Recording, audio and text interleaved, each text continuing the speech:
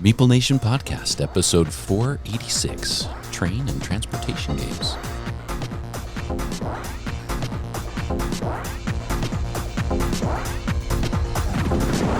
Welcome, citizens, to Meeple Nation. Grab your favorite beverage, pull up a chair, warm up those dice, and join us at the game table as we discuss board games and the board gaming world. Each week, the hosts of Meeple Nation share their love for board games and the amazing memories that come from playing games with some very outstanding people.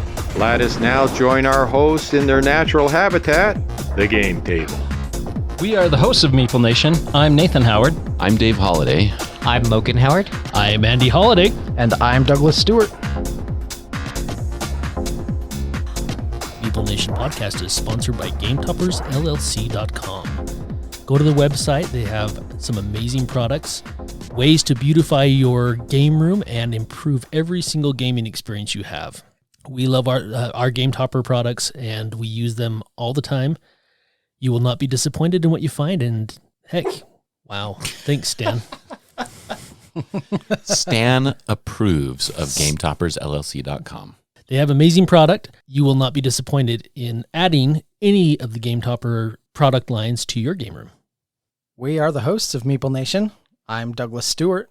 I'm Nathan Howard. I'm Dave Holliday. And I am Andy Holliday.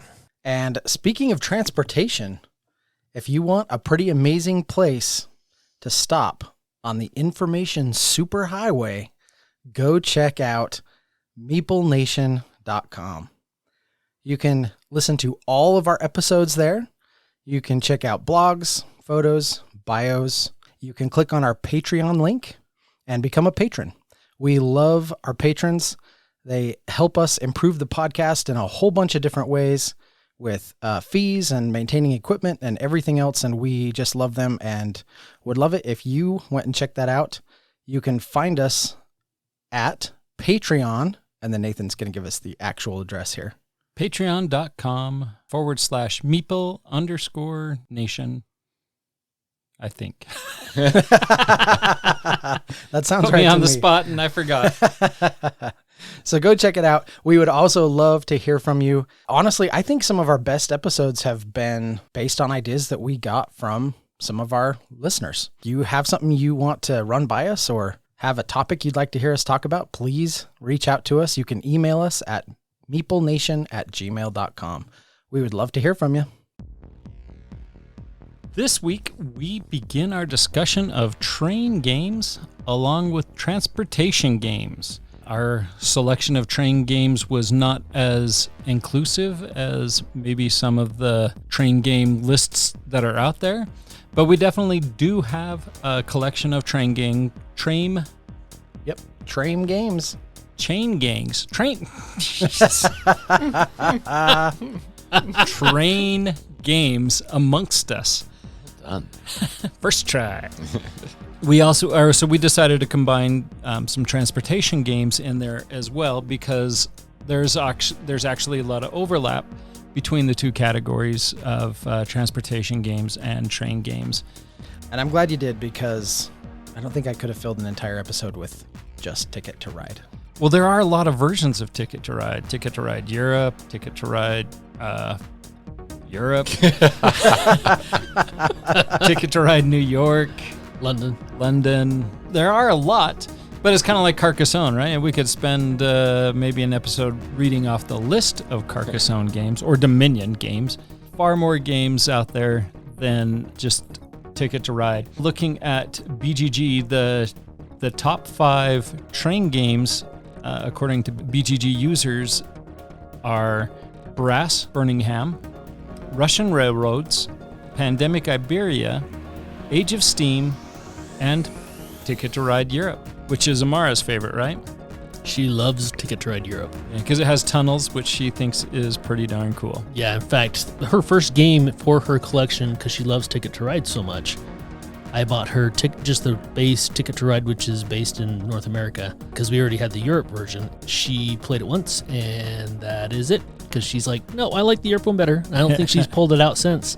So she ended up buying herself the Ticket to Ride Europe. For that reason, she just finds it more interesting with the pressure luck element that you get with the tunnels and Ticket to Ride Europe. That's awesome. And going over this top 5, Pandemic Iberia is the only one that none of us owns. Right, somebody owns Age of Steam, right? Not I, said the Doug. All right. Do you own Age of Steam? I don't. So I'm going to scratch that.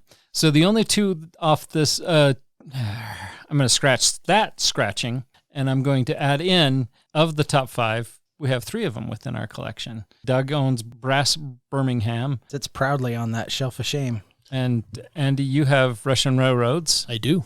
And you also have Ticket to Ride Europe. I Bra- don't have any on those top 5. Brass Birmingham is the one that I really, really want to play. And I keep hearing so many great things about it. Me too. I mean, it sits there, and every time I see it, I'm like, I've got to get that out and learn it. Rodney Smith does a how to play video on that one, and I've tried to watch it. It's a long one. Both of the times I tried to watch it, I fell asleep. So I need to maybe pick a morning when I'm full of more vim and vigor and maybe give that a whirl. It's on my list of games that I must play, though. It is definitely one of those that I have to get to the table. I feel like Brass Birmingham, especially recently, because it just overtook Gloomhaven as the number 1 on BGG, the number 1 game of all time. You know, to me, that's like almost a rite of passage, right? Like if you are a gamer and are kind of involved in this hobby at a certain level, you kind of have to played some of those games. And that's one that I really would like to get to the table. I'd like to play it once too.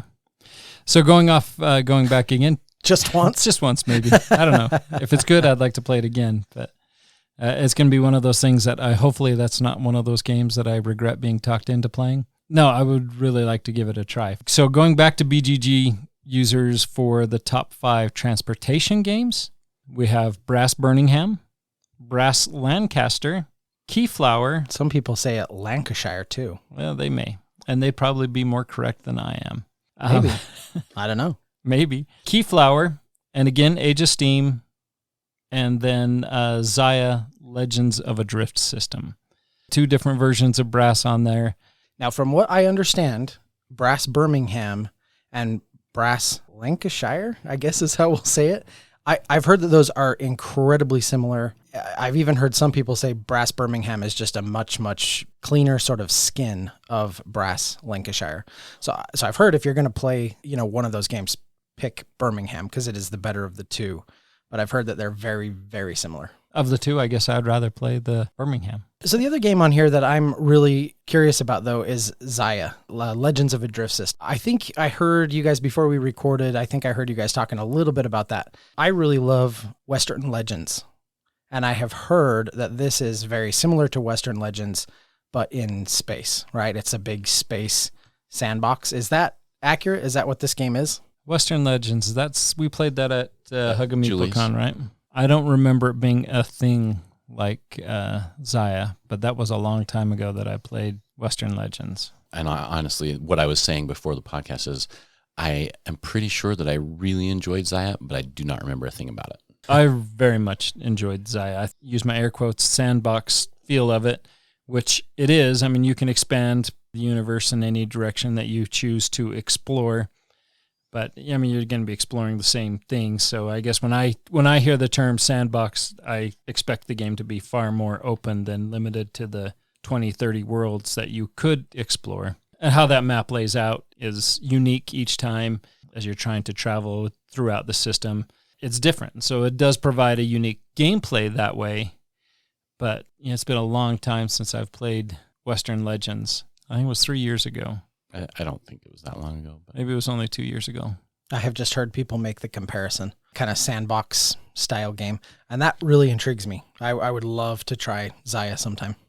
I very much enjoy Xia. Spoiler, it's in my top 5 next week. train and transportation games. So I enjoy the sci-fi theme. The exploration is done very well in that. At the start of this, you were talking a little bit about Ticket to Ride. Ticket to Ride, I think, always deserves mention. Not my favorite game, but it's a good game. It's a solid game. I think it always deserves mention because of its role. We talk about... You don't use dice. Oh, my bad. Thank goodness, right? Do we talk about Settlers being the gateway game?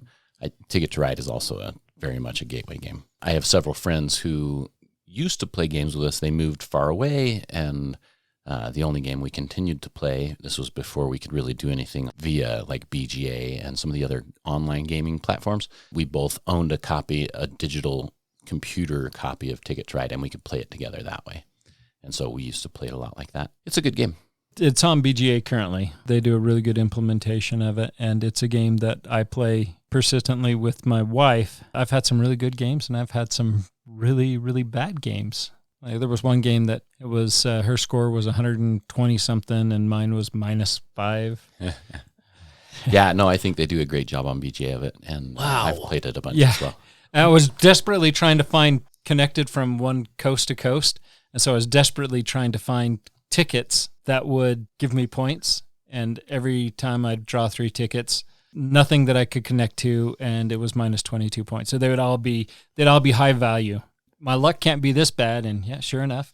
And my luck can't be this bad still, sure enough. And He was like, hand me the D6. Wow.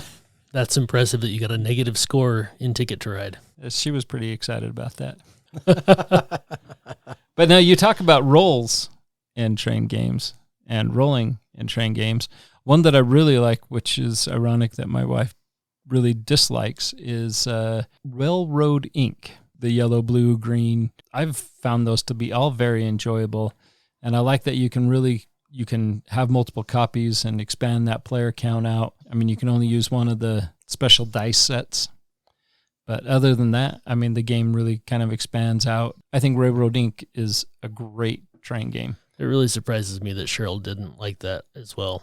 It kind of fell flat with Sabrina as well. I don't know why. It was one of those that I thought that she would really enjoy. I know that Lydia, she's the one that introduced me to it, and she loves it. Yeah, Lydia adores this game, and it still gets to the table regularly at my house. In fact, I went and bought all those, actually ran those on a Kickstarter, all of those little expansion dice. You can just take 2 of them and throw them into the game. And there's like, I want to say close to like 15 different expansions you can play with, 15 to 20. And so we've actually been making it a goal to go through all of them, throw those dice in and just see which ones play well. In fact, I think just the other night we played with I want to say it was the electricity expansion. That was a lot of fun. It was really good. Oh, it was the airports, actually. We did electricity, and then we did the airports and airplane routes. Fantastic game. I love Railroad Inc. It's a really, really great little roll and write. Going back to Ticket to Ride a little bit, years ago, probably, my goodness, close to 20 years ago, I picked up Ticket to Ride, the card game. One that I introduced my girls to, and Sierra has taken this one to heart. She loves Ticket to Ride, the card game. Arguably more than the base game, probably because she always has terrible luck with the pressure luck element for the European with the tunnels. But whenever we go to a con or anything, sure enough, when I tell my girls to pack up which games you want to bring, inevitably Ticket to Ride, the card game is always packed up. Sierra manages to get it to the table almost every single time. It's been one that my girls have had a lot of fun with. It was one that I initially bought it to take to work. I had a buddy that we were playing games during lunch. We could get it played in half an hour or so, and we just eat our lunch and play cards, play a Ticket to Ride, the card game. And it plays nicely. It fits well with the theme, and it was a good implementation of it. It's kind of funny because I honestly didn't realize that there was a card game version of Ticket to Ride until I was making this list and saw that this game was in your collection. So I'm glad that you brought it up, and I played several games with Sierra at the last SaltCon, and so it's kind of disappointing that I didn't get a chance to play this with her, because I'm sure, going by your story, that's something that she probably had with her. But that would have been a fun game to give a try to. Give a try to? That would have been a fun game to try. Now, Andy, I know that you picked up Russian Railroads at, I believe that was BGG Con last year. It was. In fact, it was Ultimate Railroads. So it had German railroads and Russian railroads and, help me out, Dave, American railroads. And we had a ton of them. It had all of the Yeah, it has several versions. different. Yeah. Like many of my incredibly amazing, awesome, wonderful games that I've picked up. I haven't played them yet. I've never done that. I've played I can't even finish that lie. Wow, that sounds like such an Andy problem. I've played Russian Railroads before, and I liked it. I know, Nathan, this was one that you didn't care for, but I played it online, which could be the biggest factor. maybe. Yeah, I really liked it. With this game in particular, I think online, you're only, or maybe even if it's just your first introduction online, it might be difficult. So I think this is one you definitely need to play in person. Yeah, and everybody else knew how to play. So yeah, I was just In particular, going with through the that. motions. So yeah. And Spoils, this one will be talked about next week too. while we're kind of mentioning some train things, and this is, I'm reaching maybe, not cheating, but reaching just a little bit on this one. But we recently got to play Everdale at the last SaltCon, and we threw in New Leaf, which is a train-themed expansion. Little train comes to visit the Ever Tree, and I really liked that. I thought that the mechanisms introduced in that New Leaf expansion were really great. I like the train. I like the little components. I like the box cars. You can kind of choose some bonuses from the box cars. They kind of get filled with these little bonus tiles. And when you do certain things, you can take bonuses. And the train brings in some visitors that make the game, I thought, really interesting, in particular with endgame scoring, because you can pick up a bunch of those endgame scoring visitors. Yeah, I think whenever you add more ways to score points, as long as it's balanced, I'm always a huge fan of that. That's one of the things I love a lot about Everdell is the fact that there are so many ways to score different points, lots of different combinations. You can completing the basic events and the special events, and then now adding those visitors in with the New Leaf expansion. Yeah, I'm with you, Doug. Maybe not my favorite expansion for, I think Spirecrest is still my favorite, but for sure. But New Leaf I think is probably my second favorite. Especially when we started playing it, right? I don't know what you're talking about, Dave. We weren't playing it right? We were by the end. By the end. For the last little bit. It seems like it was quite I mean, it wasn't super impactful. I just had to bring it up. Let's just say that it was the night before the con and it was crunch time to learn rules. That was on the list of games that I was crunching. There was one little thing that got missed, but we figured it out. Well, that explains so much. Maybe that's why I didn't do as well. I'm sure that's it. That's got to be why. Yep. One of Dennis's favorite games.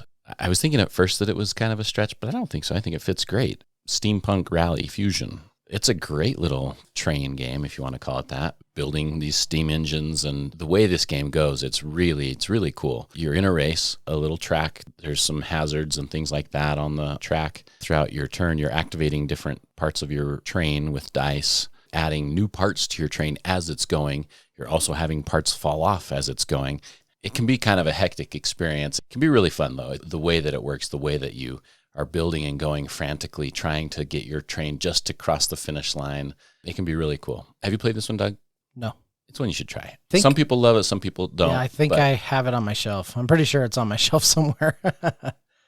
Somebody just got the newest version, right? The re-implementation. I think that's what I got. That's what you have? Yeah, I'm pretty sure. Yep. I'd played the copy with Dennis when that first came out a long time ago. The theme is really good. The stuff falling off your train, like you said, and your engine, your steam engine, kind of souping it up as you're trying to complete the race. It's very thematic and very enjoyable. Yeah. Back to train games, and probably the first two train games that I picked up for myself was a game called Metro and a game called Streetcar. And both of these are essentially based on streetcars that are you're completing tracks. They're both tile laying games. And Metro was one of the ones that kind of made me mad. The number of players dictates the colors that are available. And this game has purple in it, but you can only play purple if you have 6 people playing. And so it's a game that I always wanted to play when we had 6 people, so I could play purple. But that's neither here nor there. They're both tile laying games where you're going to lay your track down. And in Metro, you're trying to get your track or your cars to score at the end, trying to get them to the middle station, playing tracks that are going to be affecting, well, in both games, you're going to be playing tiles that are going to affect tracks and where these street cars or metro cars are going to go. I mean, they're both classic games now. I still have fun playing these games and enjoy getting them onto the table. Metro was very, very close to making my top 5. I used to love when we pulled this one out. I don't remember. It seems like yellow was one of the early colors that you could be, so I generally got to be my color. Didn't it play up to 8? No, 6. It was at 6 max. Anyway, I mean, it's still 6 players is a good player count, so that was always kind of nice, right? When we did have that many people, we could pull that game out. As far as games were, especially at that time, this one was fantastic. You'd play these tiles, and you're affecting not only your tracks, but other people's tracks at the same time. A lot of different tracks that connect and turn in different ways, and it's kind of like building roads in Carcassonne, right? Like the number of tiles your road is on is the number of points you get, but these tracks can double back, so you can score the same tile. Some of them you can score 4 times. Anyway, it was just fun.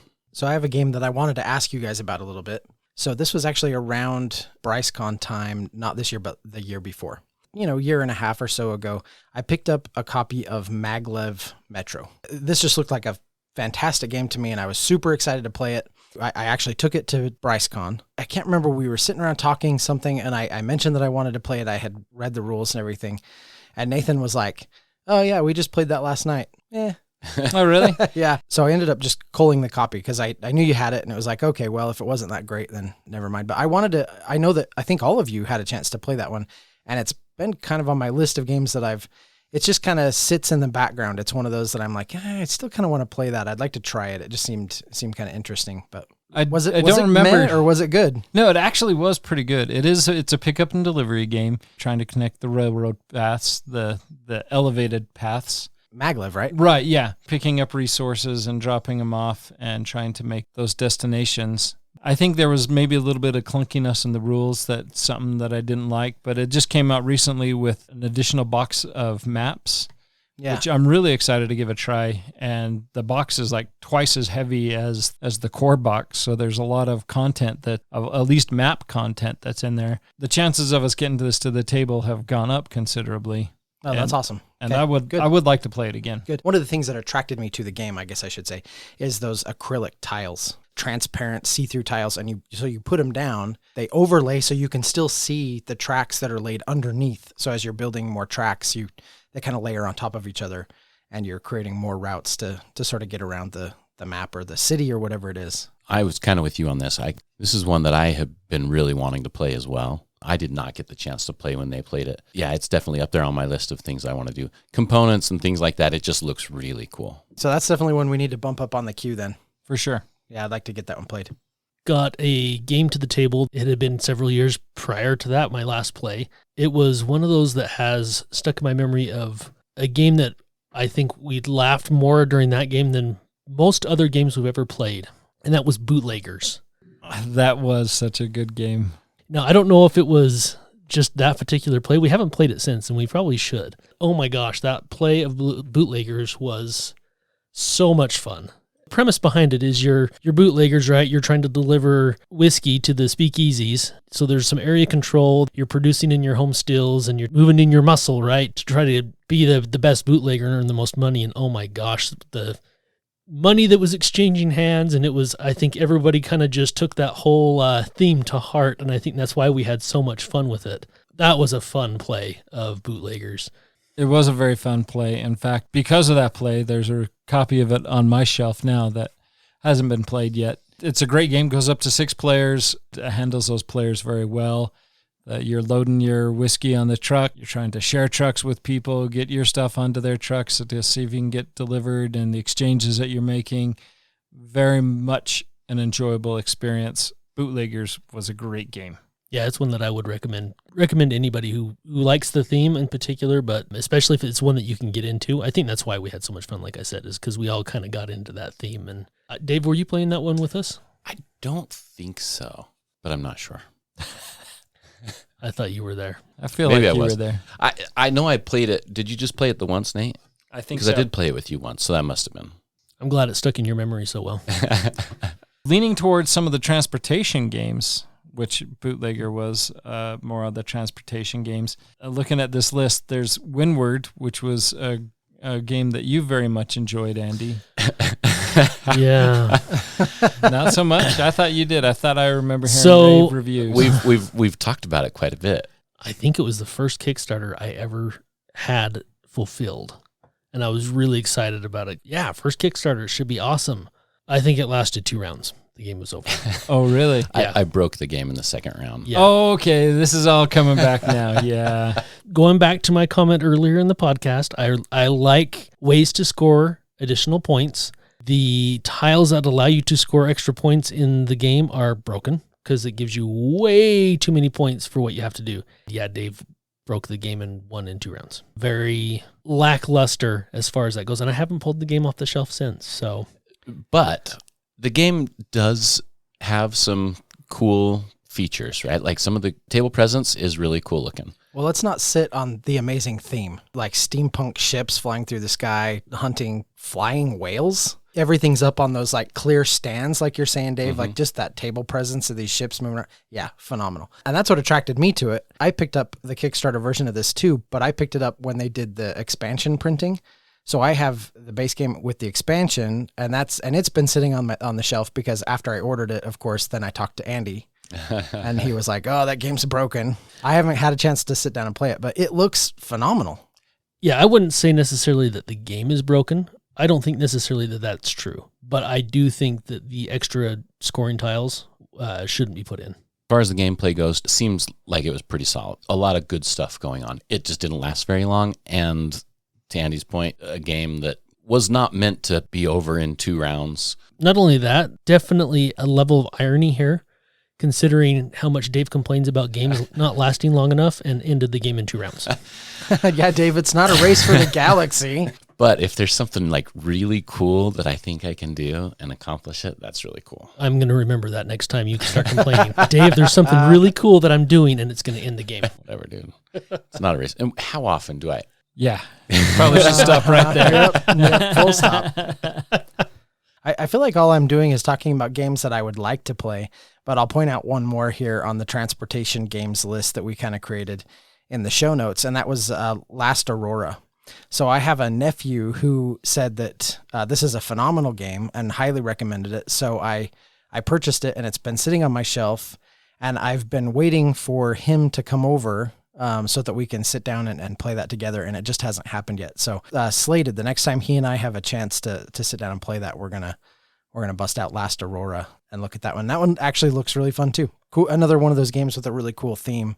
Looks like it's mostly kind of card play and sort of a race, and you're trying to, I think, get everybody to safety as the world freezes over. It's that kind of thing. So Andy, I think you've played Turnin' Taxis. I love Turnin' I Texas. thought so. Doug, is this one that you've played? This is an older one. Nate, you've played it, right?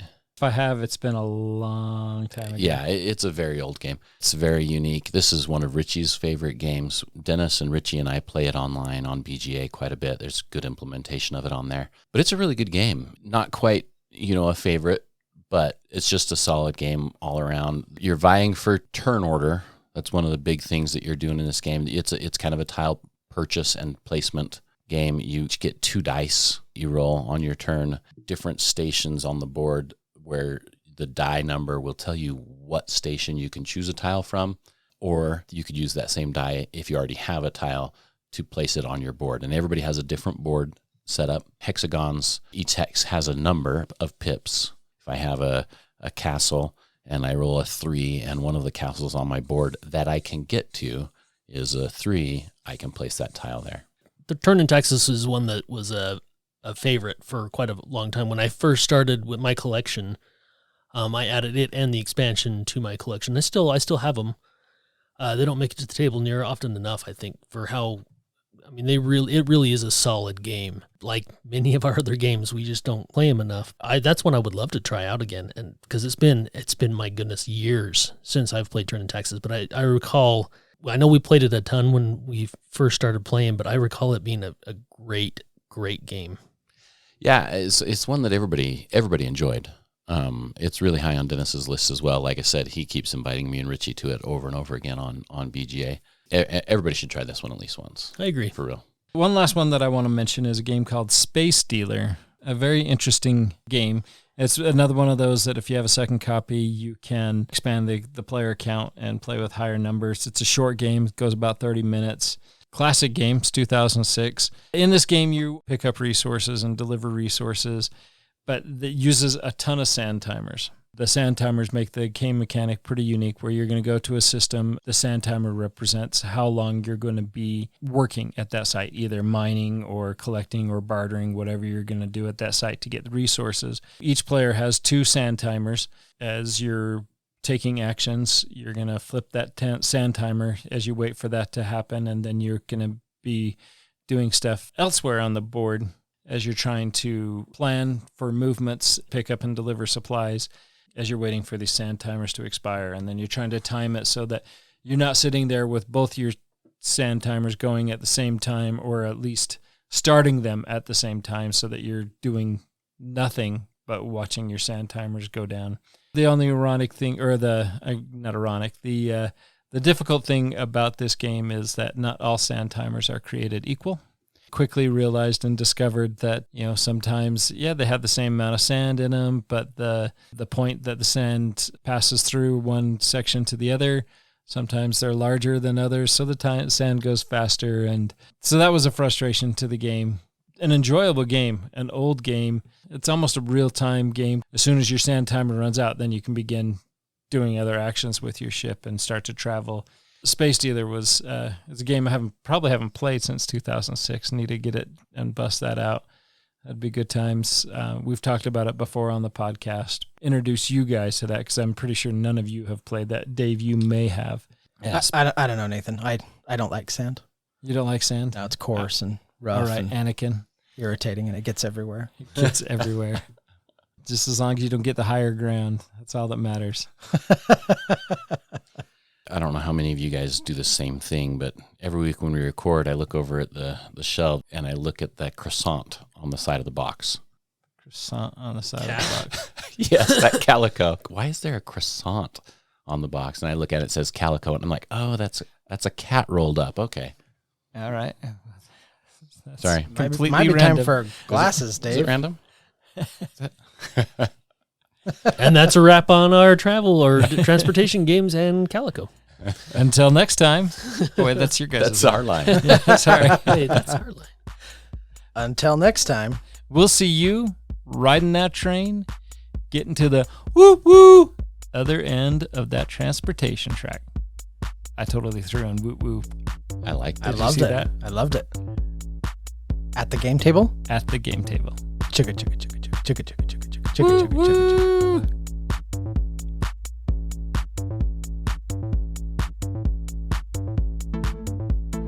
Thank you for listening and being a part of Meeple Nation. If you would be so kind as to follow, subscribe, share, and rate or review this podcast, it really helps to spread the fun.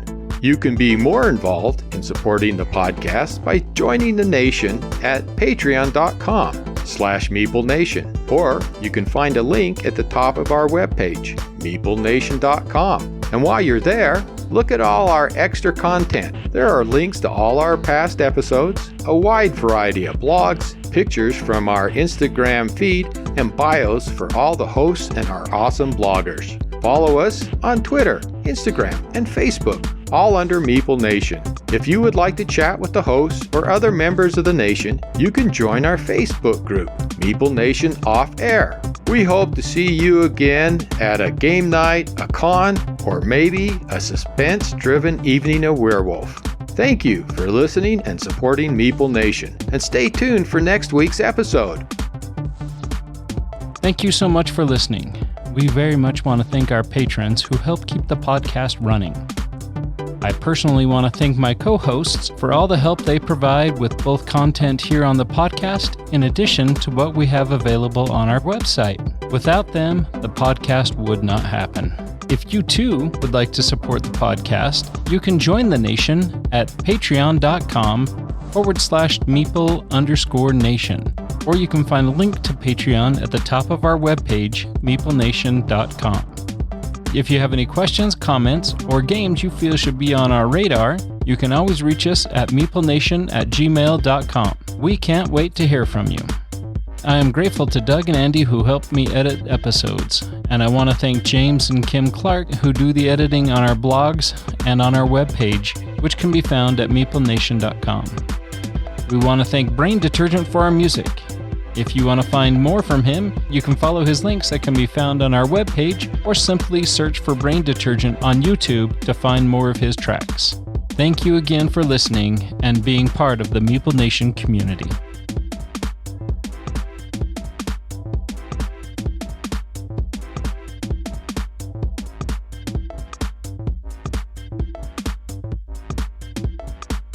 For introduction. 489, what do we want to do for episode 489? I don't know, but we're recording. Let's record. All right, cool. Then we'll go on. Save that thought for another time. Save that for the end.